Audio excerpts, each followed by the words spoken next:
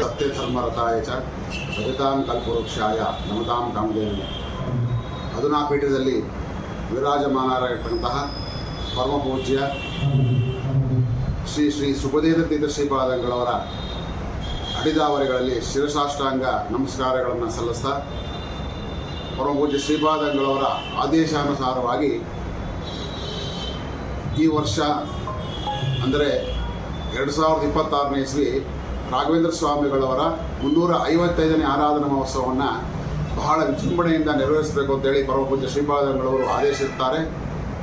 ಅದೇ ರೀತಿಯಾಗಿ ಇಲ್ಲಿಯ ಜಯನಗರದ 5ನೇ ಬಾಣಾವಣೆ ಮಠದಲ್ಲಿ ಎಲ್ಲ ವ್ಯವಸ್ಥೆಗಳನ್ನು ಮಾಡಿಕೊಂಡು ನಿನ್ನೆಯಿಂದ ಆರಾಧನೆ ಪ್ರಾರಂಭವಾಗಿದೆ. ಸಪ್ತರಾತ್ರೋತ್ಸವನ್ನಾಗಿ ಹೆಂಗೆ ಮಂತ್ರಾಲಯದಲ್ಲಿ ಯಾವ ರೀತಿಯಾಗಿ 7 ದಿವಸಗಳ ಕಾಲ ಆರಾಧನೆಯನ್ನು ಆಚರಣೆ ಮಾಡುತ್ತಾರೋ ಆ ರೀತಿಯಲ್ಲಿ 7 ದಿವಸಗಳ ಕಾಲ ಸಪ್ತರಾತ್ರೋತ್ಸವನ್ನಾಗಿ ಆರಾಧನೆಯನ್ನು ನೆರವೇರಿಸಲಾಗ್ತದೆ. ನಿನ್ನೆಯಿಂದ ಉದ್ಘಾಟನೆಗೊಂಡಿದೆ. ನಿನ್ನೆ ಗುರುವಾರದಿಂದ ಬುಧವಾರ ತನಕ. ಆದರೆ ಈ ಏನಾಗಿದೆ ಅಂದರೆ ಗುರುವಾರವೂ ಅಡಿಷನ್ ಆಗಿರೋದನ್ನ ನೆಕ್ಸ್ಟ್ ಮುಂದಿನ ವಾರ ಗುರುವಾರದಿಂದ ಗುರುವಾರಕ್ಕಾಗಿದೆ ಸದಾ. ಅದೊಂದು ವಿಶೇಷ ಇವತ್ತು ಈ ವರ್ಷದ ಆರಾಧನೆಗಳಲ್ಲಿ. ಮತ್ತು ಪ್ರತಿ ವರ್ಷದಂತೆ ಭಕ್ತರ ಸಂಖ್ಯೆ ಅಧಿಕವಾಗಿ ಜಾಸ್ತಿ ಆಗ್ತಾ ಇದೆ. ನಿಮಗೆ ಒಂದು ಸಂಖ್ಯೆ ಅಲ್ಲ, ಒಂದು ಸಂಖ್ಯೆ ಅಲ್ಲ, ಸಾವಿರಾರು ಜನರ ಸಂಖ್ಯೆಯಲ್ಲಿ ಲಕ್ಷಾಂತರ ಜನ ಸಂಖ್ಯೆಯನ್ನು ತಾವು ನೋಡ್ತಾ ಇರ್ಬೋದು, ಮಾಧ್ಯಮಗಳಲ್ಲಿ ನೋಡಿರ್ಬೋದು. ಅನೇಕ ಲಕ್ಷಾಂತರ ಜನ ಮಂತ್ರಾಲಯಕ್ಕೂ ಬರ್ತಾ ಇದ್ದಾರೆ. ಅದೇ ರೀತಿಯಾಗಿ ಸಾವಿರಾರು ಜನ ನಮ್ಮ ಜಯನಗರ ಶಾಖಾ ಮಠಕ್ಕೂ ಬರ್ತಾ ಇದ್ದಾರೆ. ಈ ಮಠ ಪ್ರಾರಂಭವಾಗಿ ಸುಮಾರು 40 ವರ್ಷಗಳ ಮೇಲ್ಪಟ್ಟಾಗಿದೆ. 83-84ನೇ ಇಸ್ವಿಯಲ್ಲಿ ಈ ಮಠ ಪರಮ ಪೂಜ್ಯ ಶ್ರೀ ಶ್ರೀ ಸುಜೇಂದ್ರ ತೀರ್ಥ ಶ್ರೀಪಾದಂಗಳವರು ತಮ್ಮ ಅಮೃತಾಸ್ತ್ರದಿಂದ ಮಂತ್ರಾಲಯದಿಂದ ಗುರುಗಳ ಮೂಲ ಬೃಂದಾವನದಿಂದ ಮೃತ್ತಿಕೆಯನ್ನು ತಗೊಂಡ್ಬಂದು ಇಲ್ಲಿ ಅವರು ಪ್ರತಿಷ್ಠಾಪನೆ ಮಾಡಿದ್ದಾರೆ.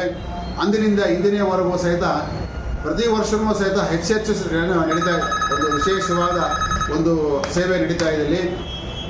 ದಾಸರ ವಾಕ್ಯದಂತೆ ದಿನ ದಿನಕ್ಕೂ ನೂತನ ಉತ್ಸವಗಳಾಗುವಂಥ ದಾಸರುಗಳು ಹೇಳಿದ್ದಾರೆ. ಅಂದರೆ ದಿನ ಸಹಿತ ಹೊಸ ಹೊಸ ಉತ್ಸವಗಳಾಗುವ ಈ ಥರ ಅವರ ಪವಾಡಗಳು ಇದು ಎಲ್ಲರಿಗೂ ಅದು ಭಕ್ತರು ಕಾಣಿಸ್ತಾ ಇರ್ಬೋದು. ಪರಮ ಪೂಜ್ಯ ಶ್ರೀಪಾದಂಗಳವರಂಕರೆ ಈಗಿನ ಪ್ರಸ್ತುತ ಪೀಠಾಧಿಪತಿಗಳಾದಂಥ ಸುಬದೇಂದ್ರ ಶ್ರೀಪಾದಂಗಳವರು ನೀವು ಎಲ್ಲ ರೀತಿಯಲ್ಲೂ ಸಹಿತ ಎಲ್ಲ ಭಕ್ತರಿಗೂ ಸಹಿತ ಬರುವಂಥ ಭಕ್ತಾದಿಗಳಿಗೆ ಅನ್ನದಾನ ಹಾಗೂ ಇನ್ನಿತರ ಸೌಲಭ್ಯಗಳನ್ನು ಎಲ್ಲ ಒದಗಿಸ್ಕೊಡ್ಬಿಟ್ಟು ಯಾವುದೂ ತೊಂದರೆ ಆಗ್ತಾರಂಗೆ ಪ್ರತಿನಿತ್ಯದಲ್ಲೂ ಸಹಿತ ಹಾಗೂ ಆರಾಧನಾ ದಿನಗಳಲ್ಲೂ ಸಹಿತ ನೀವು ಚೆನ್ನಾಗಿ ಅಚ್ಚುಕಟ್ಟಾಗಿ ನೋಡ್ಕೋಬೇಕು ಅಂತೇಳಿ ಶ್ರೀಗಳವರು ಆದೇಶಿಸಿದ್ದಾರೆ. ಅದೇ ರೀತಿಯಾಗಿ ಈ ವರ್ಷ ಎಲ್ಲ ವ್ಯವಸ್ಥೆಯನ್ನು ಮಾಡಿಕೊಂಡಿದ್ದೇವೆ. ನಾಳೆಯ ದಿವಸ 29ನೇ ತಾರೀಕು ರಾಘವೇಂದ್ರ ಸ್ವಾಮಿಗಳವರ ಪೂರ್ವಾರಾಧನೆ. ಅಂದರೆ ರಾಘವೇಂದ್ರ ಸ್ವಾಮಿಗಳ ಪೂರ್ವಾರಾಧನೆ ಅಂತಂದರೆ ಆರಾಧನೆ ಮೇನ್ ಆರಾಧನೆ ಹಿಂದಿನ ದಿವಸಕ್ಕೆ ಪೂರ್ವಾರಾಧನೆ ಅಂತ ಕರೀತಾರೆ. ಅವತ್ತಿನ ದಿವಸ ಸಹಿತ ಸಾವಿರಾರು ಜನಕ್ಕೆ ಅನ್ನಸಂತರ್ಪಣೆ ಇಟ್ಕೊಂಡಿದ್ದೇವೆ. ಬೆಳಗ್ಗಿನಿಂದ ಅಷ್ಟೋತ್ತರ ಸಹಿತ ಕ್ಷೀರಾಭಿಷೇಕ, ಹಾಗೆ ಹೂವಿನ ಅಲಂಕಾರ ಸೇವೆ, ಇನ್ನಿತರ ವಿಶೇಷ ಸೇವೆಗಳು ವಿಶೇಷವಾಗಿ ಅನ್ನದಾನ ಸೇವೆಯನ್ನು ಸಹ ಏರ್ಪಡಿಸಲಾಗಿದೆ. ಪ್ರತಿನಿತ್ಯ ಸಾಯಂಕಾಲವನ್ನು ಸಹಿತ ಸಾಂಸ್ಕೃತಿಕ ಕಾರ್ಯಕ್ರಮಗಳನ್ನು ಸಹ ಏರ್ಪಡಿಸಲಾಗಿದೆ. ಸಂಜೆಯ ದಿವಸಗಳಲ್ಲಿ ಉತ್ಸವಗಳು ನೆರವೇರಲಿದೆ. ಪಲ್ಲಕ್ಕಿ ಉತ್ಸವ, ಗಜವಾಹನೋತ್ಸವ, ರಥೋತ್ಸವ ಇತ್ಯಾದಿ ಉತ್ಸವಗಳು ಸಹ ವಿಶೇಷವಾಗಿ ಜರುಗಲಿದೆ.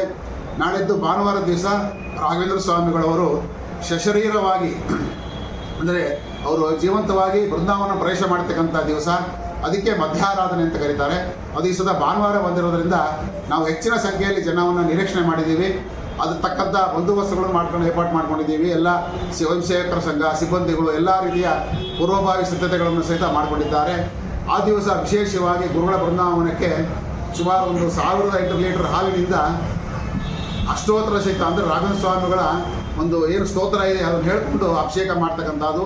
ಆ ಅಭಿಷೇಕದ ಪ್ರಸಾದವನ್ನು ಬಂದಂಥ ಸಾರ್ವಜನಿಕರಿಗೆ ವಿತರಣೆ ಮಾಡ್ತಾ ಇದೆ.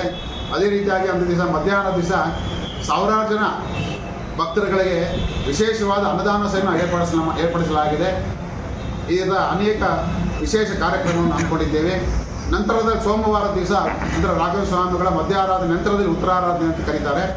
ಉತ್ತರಾರಾಧನೆಯ ದಿವಸ ಜಯನಗರದ ರಾಜ್ಯ ಬೀದಿಗಳಲ್ಲೆಲ್ಲ ರಾಘವೇಂದ್ರ ಸ್ವಾಮಿಗಳವರ ಭವ್ಯ ಮೆರವಣಿಗೆಯನ್ನು ಬೆಳಗ್ಗೆ 9 ಗಂಟೆಯಿಂದ ಶುರುವಾಗುತ್ತೆ. ಸುಮಾರು ಮಧ್ಯಾಹ್ನ 1 ಗಂಟೆ ತನಕ ಈ ಕಾರ್ಯಕ್ರಮಗಳು ನಡೆಯುತ್ತೆ. ಸೊ ಎಲ್ಲ ಭಕ್ತರುಗಳು ಈ ಆರಾಧನೆಯಲ್ಲಿ ಭಾಗವಹಿಸಿ ಗುರುಗಳ ಅನುಗ್ರಹಕ್ಕೆ ಪಾತ್ರರಾಗಬೇಕಾಗಿ ಈ ಮುಖ ತಮ್ಮಲ್ಲಿ ಕೇಳ್ಕೊಳ್ತೇನೆ. ಶ್ರೀಮತಿ ಸುಧಾ ನಾರಾಯಣಮೂರ್ತಿಯವರು ತಮಗೆಲ್ಲರೂ ಚಿರಪರಿಚಿತರಾಗಿರ್ತಕ್ಕಂಥವರು. ಈ ಮಠ ಪ್ರಾರಂಭ ಆದಾಗಿಂದಲೂ ಸಹಿತ ಅವರು ಇಲ್ಲಿಗೆ ಬರ್ತಾ ಇದ್ದಾರೆ. ಅವರು ತಮ್ಮ ಕೈಲಾಸ ಸೇವೆಯನ್ನು ಅಂದರೆ ಅವರು ದೈಹಿಕವಾಗಿ ಅವ್ರು ಸೇವೆ ಮಾಡಬೇಕು ಅಂತ ಅವ್ರ ಅಪೇಕ್ಷೆ. ಅವರು ದುಡ್ಡು ಕಾಸು ಕೊಡ್ತಕ್ಕಂಥ ಜೊತೆಗೆ ಪ್ರಕ್ರಿಯೆಯಲ್ಲಿ ದೈಹಿಕವಾಗಿ ಸೇವೆ ಮಾಡಬೇಕು. ಗುರುಗಳಿಗೆ ಬಡಿಸೋದಾಗಿರ್ಬೋದು, ಕ್ಲೀನಿಂಗ್ ಆಗಿರ್ಬೋದು, ತರಕಾರಿ ಹೆಚ್ಚೋದಾಗಿರ್ಬೋದು, ಹಣ್ಣುಗಳನ್ನು ತೊಳಿತಕ್ಕಂಥದ್ದಾಗಿರ್ಬೋದು, ಮತ್ತು ಸ್ವಯಂ ಸೇವಕರನ್ನು ನಿಲ್ಲಿಸಿ ಹೇಳಿ ಅವ್ರಿಗೆಲ್ಲ ಟ್ರೈನಿಂಗ್ ಕೊಡ್ತಕ್ಕಂಥದ್ದಾಗಿರ್ಬೋದು, ಅನ್ನದಾನ ಮಾಡ್ತಕ್ಕಂಥದ್ದಾಗಿರ್ಬೋದು. ಅವರೇ ಸ್ವಯಂ ಬಡಿಸ್ತಾರೆ. ಎಲ್ಲ ತರಕಾರಿ ಹೆಚ್ಚೋದ್ರಲ್ಲಿ ಅವರೇ ಸ್ವಯಂವಾಗಿ ಬಡಿಸ್ತಾರೆ. ಇದರಲ್ಲಿ ಯಾವುದೇ ಒತ್ತಡ ಇಲ್ಲ, ಯಾರು ಇಲ್ಲ. ಅವರೇ ಬಹಳ ಖುಷಿಯಿಂದ ಬಂದು ನಮ್ಮ ಜಯನಗರ ಶಾಖಾ ಮಠದಲ್ಲಿ ಬಂದು ಸೇವೆಯನ್ನು ಮಾಡ್ತಾರೆ. ಇದು ನಮಗೂ ಭಾಳ ಸಂತೋಷ ಅಂತ ಗಣ್ಯ ವ್ಯಕ್ತಿಗಳು ಶ್ರೀಮಠಕ್ಕೆ ಬಂದು ಅವರ ಸೇವೆಯನ್ನು ಸಲ್ಲಿಸ್ತಕ್ಕಂಥದ್ದು ನಮಗೂ ಒಂದು ಭಾಳ ಹೆಮ್ಮೆಯ ವಿಷಯ. ಇದು ಮೊದಲಿಂದನೂ ಅವರ ತಾಯಿ ಇರ್ಬೋದು, ಅವ್ರ ತಂದೆ ಇರ್ಬೋದು, ಮೊದಲಿಂದನೂ ಮಂತ್ರಾಲಯಕ್ಕೂ ಹಾಗೂ ನಮ್ಮ ಮಠಕ್ಕೂ ಅವಿನಾಭಾವ ಸಂಬಂಧ. ಈ ರೀತಿಯಾದ ಸೇವೆಗಳನ್ನ ಅವರು ಮೊದಲಿಂದನೂ ನಡ್ಕೊಂಡು ಬರ್ತಾ ಇದ್ದಾರೆ.